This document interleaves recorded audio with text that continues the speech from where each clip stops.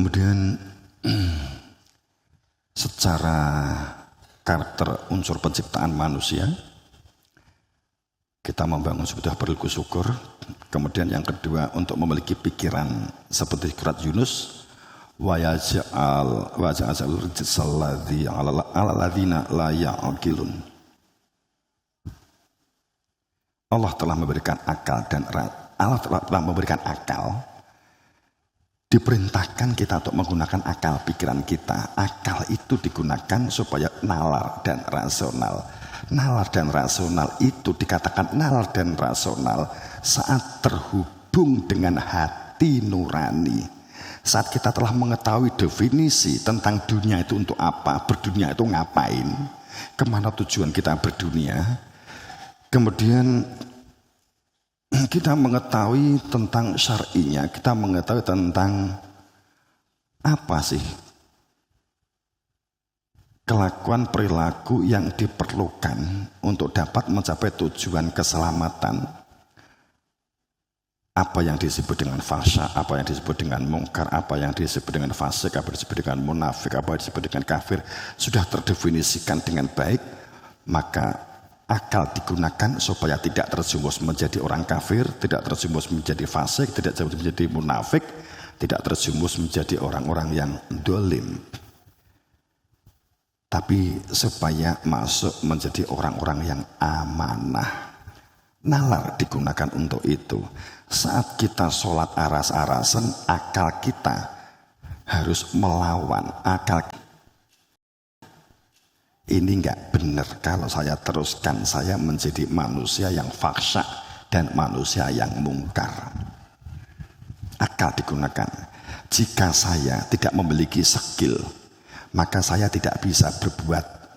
Wa'bud rabbaka hatta ya'tiyakal yakin. Saya tidak bisa membuat lakon dan pitukon dengan baik. Akal digunakan. Di Quran menyebutkan akal sebagai satu mizan, penimbang, pedoman. Bahkan di dalam surat Anfal 22 dikatakan bahwa makhluk yang buruk dan hina, dawab indallah, di sisi Allah, yang terjerumus, yang terbuang, itu yang sumum bukmun ladzi la ya'qilun. Mereka yang tuli, yang bisu, yang buta, karena tidak menggunakan akal yang telah Allah letakkan di kepala, kan gitu. Seburuk-buruk makhluk itu adalah tuli, bisu, karena tidak menggunakan akalnya. Berarti kita mendengar dengan akal, melihat dengan akal. Itu ini hanya sekilas, karena nanti maksud saya sih temanya sebenarnya sih tentang kita butuh bangunan sebuah surgawi, Jannatun Naim. Seperti apa? Yang Allah menyebut uzrifatul jannah ghairu ba'id. Jannah itu rasa nunggu sok. Jannah itu saiki bisa dibentuk sok, hasilnya kan begitu gitu ya. Quran mengatakan bahwa uzrifatul jannah, surga itu babar pisan enggak ada gitu lah. Tapi kalau kita membongkar tentang definisi, jannah sudah terlanjur tempat. Jannah itu sudah terlanjur difahami tempat. Widodari dimaknai cantik. Kan kita kan sudah terlanjur ke sana. Dan itu kita terlalu masuk. Sehingga surga itu diidentikan dengan nafsu hewaniyah. Kan enggak logis kan. Nanti kita akan jawab untuk di ayat-ayat ini. Moga-moga waktu ini teko, kan gitu. Nek teko ditutup nih, paling ngarep, kan gitu lah.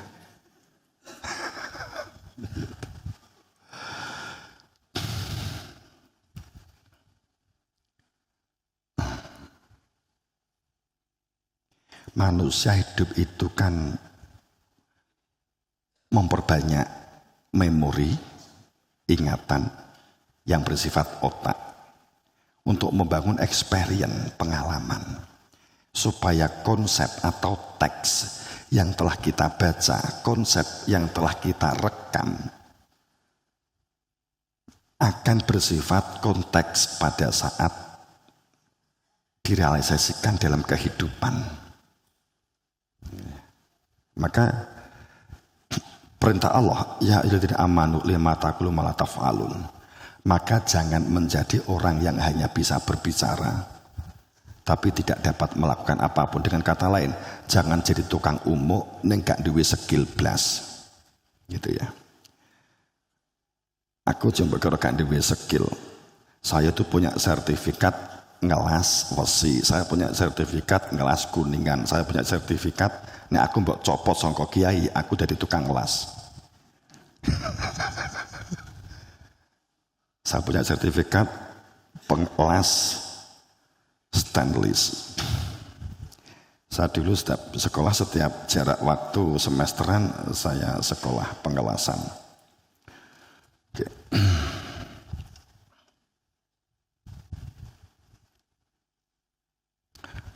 Aku dadi kiai kelak jarimu wong diutus bapak kon lungguh ndek kene ta wong pujane moh. Aku mbiyen gelemku bathukku bocor.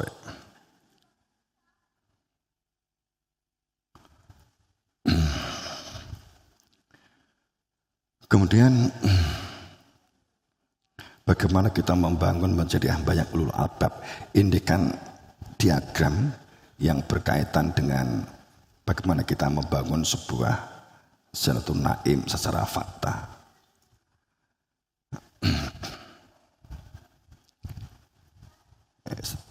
Ini kisah diwaca ta. Ini kan kurang lebih menjadi hamba yang ulul albab ya. Jadi kalau ini garis besar saja saya diagram ini kena tinggi ngejiki semalam diwi begitu ya.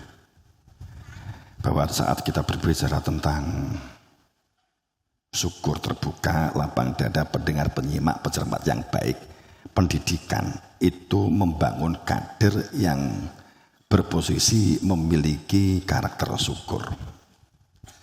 Pendidikan kita itu kan ini hanya sebuah pendapat sih. Fakta kehidupan yang kita perlukan itu adalah kemampuan komunikasi, kemampuan kolaborasi, kemampuan sinergi, kemampuan kerjasama lah begitu ya.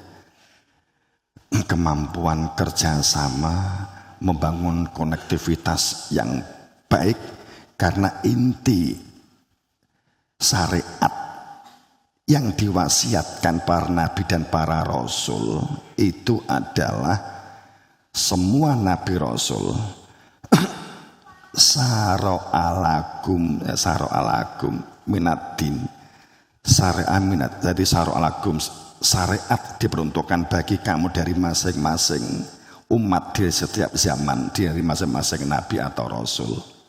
Nuh hawadhi auhaina, Nuh, Ibrahim, Musa, Isa, semuanya mewasiatkan an akimuddin dengan membuat benar-benar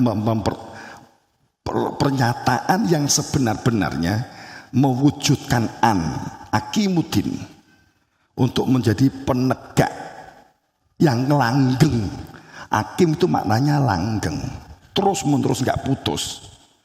Jadi kalau akimi sholah itu, kalau kamu membaca terjemah bahwa menjalankan sholat, bayanganmu jangan hanya yang ritual, karena di depannya menggunakan kalimat akim komayakumu kiaman. Akimi sholah itu maknanya bukan hanya 5 waktu, tapi mana akimi sholah itu adalah langgeng, abadi, terus menerus. Itu mana akim. Artinya apa? Saat kita sholat tertib, tukaran tertib, sholat tertib, oloan tertib, sholat tertib, malese tertib, maka sholatnya ini bohong besar.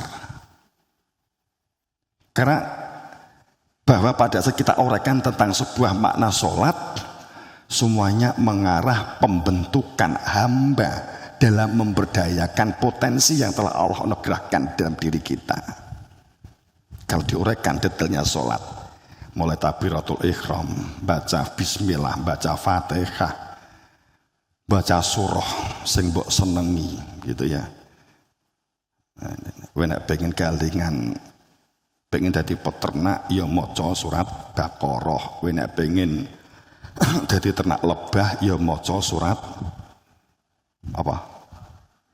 Nahl. Nek pengen duwe semut maca surat aku ki guyon nang mbokku mbok tenanani. Nek pengen pewegel karo wong ya bismillahirrahmanirrahim, ya ayyuhal kafirun, wong kafir tak pateni kan gitu. Jadi karena kita tuh selalu berpikir kan di luar diri kita. Saat kita berbicara tentang pahala, berbicara tentang surga, berbicara tentang bidadari, berbicara tentang iman, berbicara tentang orang yang selamat, orang yang masuk surga, entuk widodari, ngombe susu, adus madu, nggak gitu ya. Kita langsung berpikir diri kita, saya nanti yang dapat widodari, saya yang akan minum madu kan begitu. Ada orang yang perspektifnya beda, maka dia langsung menuduh dia yang masuk neraka, mereka yang dosa, kan gitu. Bener nggak? Jadi kan nggak pernah mengatakan saat maca Quran itu adalah tajri min tatil anharu khalidina fiha abada. Kamu langsung berpikir, wah saya nanti di surga bluron adus kali, kan gitu toh? Bener toh? Kan gitu. Tapi saat ada khudubul finar masuk ke neraka, kamu itu kan begitu. Kowe kan gitu toh? Itulah kecenderungan kita tidak terbiasa evaluasi. Bisa jadi gek saya nanti yang masuk neraka, untuk evaluasi kan gak apa-apa. Terus jane apa tuh neraka kuwi? Kalimatnya tuh nun, alif, ra. Kan gitu. Itu apa sebenarnya? Nek nun, wawu, ra, nur. Nek nun, alif, ra, nar. Quran setiap kali berbicara tentang nar dan nur, di depannya ada alif lam dan ada tasdid. Itu sudah beda maknanya. Duduk perkorok gini mbok nggih rokok gitu loh. Oke. Nyeblang ini. Bapak yang berbahagia. Kalau kita membangun sebuah kesadaran menjadi pemakmur, ini kembali ke laptop dan supaya kita di dalan Siratal Mustaqim gitu ya. Leben kalingan ini kan kalingan definisi, kan balik ke toko-toko. Siratal Mustaqim itu selama ini definisi ini yang kamu terima. Jalan lurus. Pernah berpikir enggak kalian lurusnya seperti apa? Koyok tol? Kayak tembok, kayak duding, atau kayak pring. Nek golek pring sing lurus, mudah-mudahan ganti sing Siratal Mustaqim.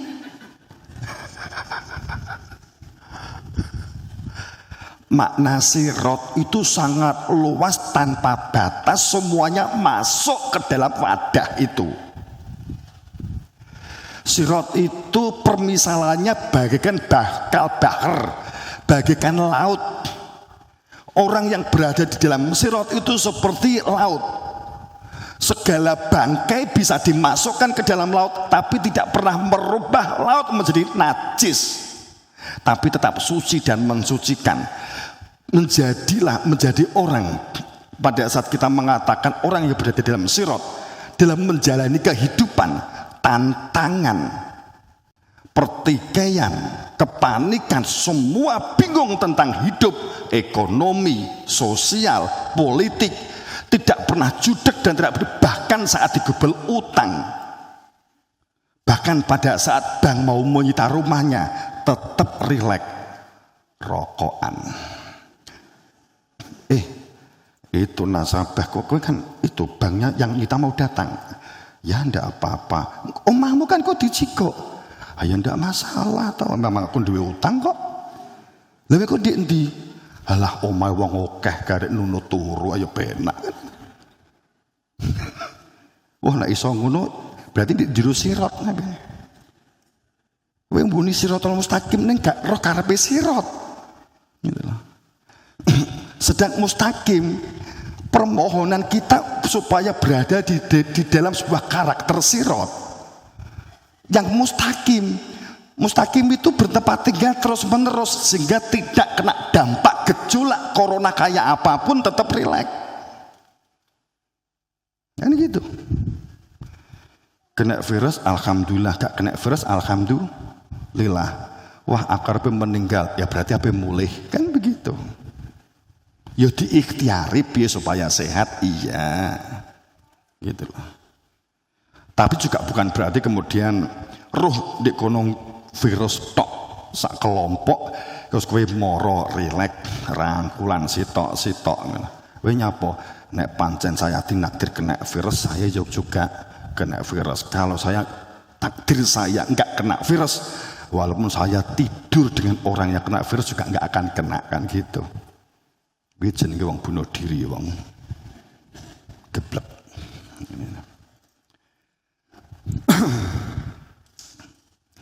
Jadi siratal mustaqim itu akibat adanya hidayah. Makanya kan ihdinas.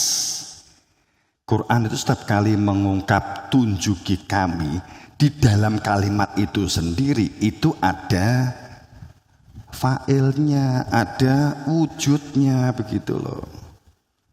Hidayah bukan abstrak. Karena pada saat berbicara tentang alif lam mim dzalikal kitab la raiba fihi hudan. Hudan itu petunjuk, bukan petunjuk yang bersifat abstrak. Surabaya kono kan gitu bukan. Tapi ini ada wujudnya. Hudan itu masdar. Hak dal ngarepe alif hudan itu masdar. Petunjuk yang benar-benar petunjuk yang akan menjadikan seseorang berada di dalam terang. Sehingga mengetahui fakta tentang terang. Siapa itu? Hanya dengan orang yang berada di dalam terang. Karena ada cahaya, mengenal cahaya. Maka la raiba fi gak ada keraguan sedikit pun. Siapa yang gak ada keraguan? Kalau sekarang dikatakan bahwa mohon maaf Al-Quran itu adalah la raiba fi, faktanya semua meragukan. Buktinya apa? Setiap satu tokoh yang lain beda-beda terjemahkannya. Kalau la raiba fi itu artinya apa?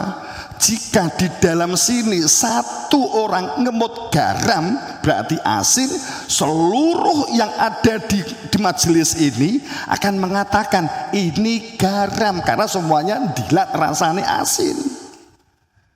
Dan itu nggak akan bias, nggak akan ambigu. Itu makna la raiba fi, nggak ada keraguan sedikit pun. Alif lam mim dzalikal kitab. Alif lam mim itulah kitab. Maaf, yang menjadikan bias itu apa toh?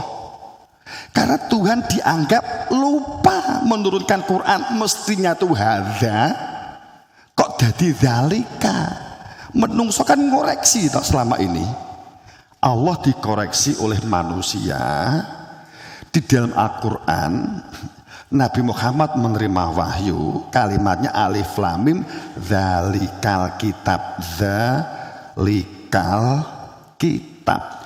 Terjemahnya alif lam mim hadzal kitab. Paham maksud saya? Qurannya mengatakan alif lam mim dzalikal kitab. Nek diterjemahkan bahasa Indonesia alif lam mim itulah kitab. Terjemahnya sekarang alif lam mim, inilah kitab. Sing salah Gusti Allah apa menungsone? Apa kira-kira malaikat Jibril salah pengrungon? Atau Nabi Muhammad yo salah krungu? Ndi sing bener? Karena ada kemungkinan Allah salah ucap, nggak mungkin ya. Malaikat Jibril bisa jadi ya pas jagongan entuk wahyu, atau Nabi Muhammad riap-riap mergo menerima wahyu sambil tuturon, kan gitu mimpi toh, bingung zalika apa hadza ya, gimana kira-kira, aduh iki nek diurekne sejarah iku ya rada dawa gitu ya mareng sak lembar wis menggok tekan tinti ya. Kalau di mana zalika akan menjadi jelas nisbahnya kemana. Ya, kalau kita mau jujur, sekali lagi hudan itu adalah petunjuk seperti gini loh ya. Kalau kamu lapar, kamu ada petunjuk untuk makan. Apa itu? Karbohidrat, bener kan? Apakah yang disebut dengan karbohidrat itu petunjuk untuk menghilangkan lapar? Belum toh? Yang dikatakan sebagai hudan di sini maksudnya adalah ada wujud segone iki berase wis wujud sego wis mbok emplok. Laro babi nggak ada keraguan sedikit pun bahwa nasi ini telah mengenyangkan. Paham maksud saya? Itulah hudan. Bukan sekedar hudan dalam pengertian makna bahwa kalau orang lapar makan nasi tapi nggak ada wujudnya, bukan ini. Tapi yang dimaksud hudan itu adalah ada nasinya, mbok emplok tenan, mbok lebokne weteng, bahkan bisa jadi sudah berupa tahu kasroh tai. Itu loh pamannya gitu. Lha ponah dikasarkan unine kuwi ta. Enggak jorok lah wong enggak ngising ae. Jadi pada saat kembali kepada membangun kesadaran, jadilah pemakmur. Bapak-ibu yang berbahagia. Ini kita masuk. Huwa dia. Ini memberikan suatu informasi, kan ini bersifat sebagai mukhabar ya. Huwa angsa'akum minal ard. Dia yang menjadikan kamu, dia yang menjadikan kita itu dari bumi. Yang menghendaki dari bumi itu Allah. Yang menghendaki bahwa bumi itu ditempati manusia itu Allah. Tapi di sini disebut sebagai huwa, domir dia. Dia yang menghendaki manusia itu berada di bumi, hidup di bumi, bergerak di bumi. Maka wastakmarakum fiha. Wastaghfiru tsumma tubu ilaihi inna rabbi qaribun mujib. Jadi kalau kita mulai dari kalimat angsa'akum minar ard, yang menghendaki kita di bumi, ini seperti menggugah kesadaran kita. Walaupun kita memang di bumi, tapi oleh Allah masih ditekankan supaya kita sadar bahwa kita itu penduduk bumi. Kowe iki mati lahir di bumi, mati di bumi, bergerak di bumi, aktivitas di bumi, mencari makan minum di bumi, nikah di bumi, beranak pinak di bumi. Maka sudah seharusnya wastakmarakum fiha, jadilah pengelolanya, jadilah pemakmurnya, jadilah pengadilnya, jadilah pendamainya, jadilah penyuburnya. Ini perintah Allah. Tadi pada saat diagram saya mengatakan bahwa kita membaca kalau kitab tanpa al, Quran tanpa al, maaf beribu maaf, maka kalau kamu membawa di Quran itu berarti kamu membaca Quran berpahala selesai. Entah kamu bekerja apa ndak, jadi pengemis, jadi gelandangan. Kalau Qur'annya tanpa menggunakan alif lam, tanpa al, kitab tanpa al, Quran tidak pernah mengatakan Quran tidak pernah, kalau seandainya dalam Quran itu adalah qaf, ro, alif, nun, alif hamzah, pada saat hanya Quran, maka kamu dalam kehidupan sosial ini berarti kamu membaca Quran selesai. Permasalahan selesai. Apakah kamu setelah membaca tidur kembali, setelah membaca kamu tukaran, setelah membaca kamu melakukan sesuatu yang tidak berkaitan dengan Quran, umpamanya begitu, silakan. Permasalahannya, setiap Quran disebut di depannya ada alif lam, isim takrif, yang makna pada saat kita mengatakan Al-Quran, maknanya adalah sebagai nakiroh, sebagai abadiyah. Artinya apa? Maka di dalam surat disebutkan bahwa kabrun maktan indallah antakulu malataf'alun, bencinya Allah bagi mereka yang hanya membaca tapi tidak berbuat apa-apa. Hei wong kang iman, ojo mung moco, ojo mung ngomong, tapi lakukan. Masalahnya di depannya ada Al-Quran dan Alkitab. Artinya bahwa yang dimaksud Quran karena Al-Quran, yang dimaksud kitab adalah Alkitab, itu adalah seluas bumi dan langit. Kebalik, seluas langit dan bumi. Maka jika firman ayat-ayat Al-Quran ditulis, tinta, seluruh laut dijadikan tinta dan seluruh pohon dijadikan sebagai pena, maka tidak akan selesai untuk menulis ayat-ayat Allah. Itu loh ya. Itu.